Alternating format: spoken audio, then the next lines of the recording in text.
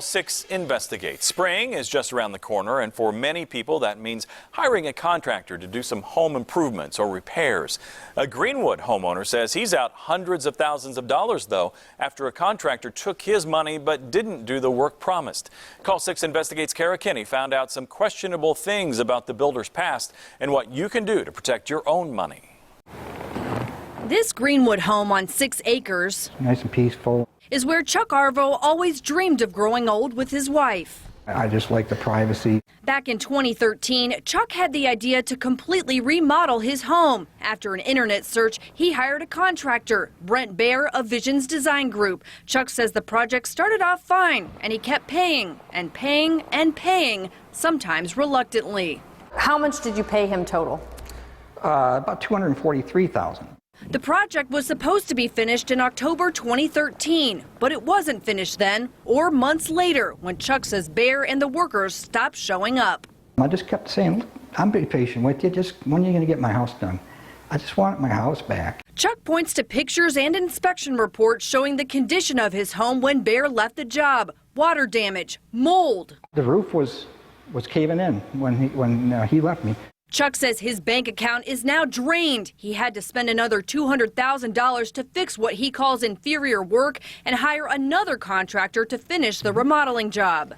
Just a lot of, I'd say, frustration. It's very terrible when somebody will take your life savings from you. My wife and I worked so hard. Chuck filed a complaint with the Attorney General's office, but the agency says they never got a formal response from Brent Baer, and so they closed the complaint. But Chuck is not giving up. He filed this lawsuit against Baer and Visions Design Group, alleging breach of contract, home improvement fraud, and deceptive consumer sales.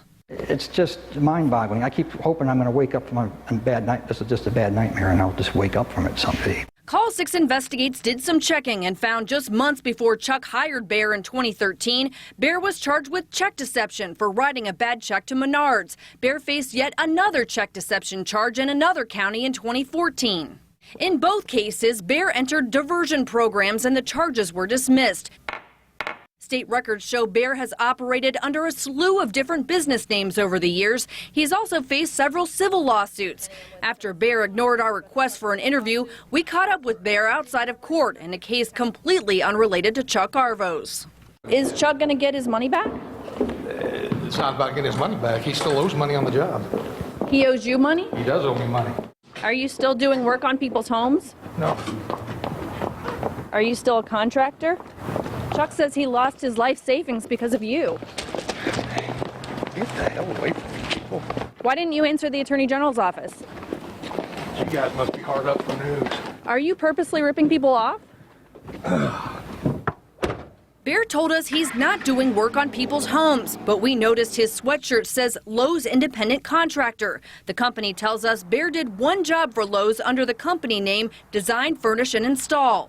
As for Chuck Arvo, his lawsuit heads to trial in April, and he's seeking $750,000 in fees and damages. But he says it's not about the money. It's about holding his contractor accountable. Personally, I feel like he intentionally deceived me and took my money. Kara Kinney, RTV 6.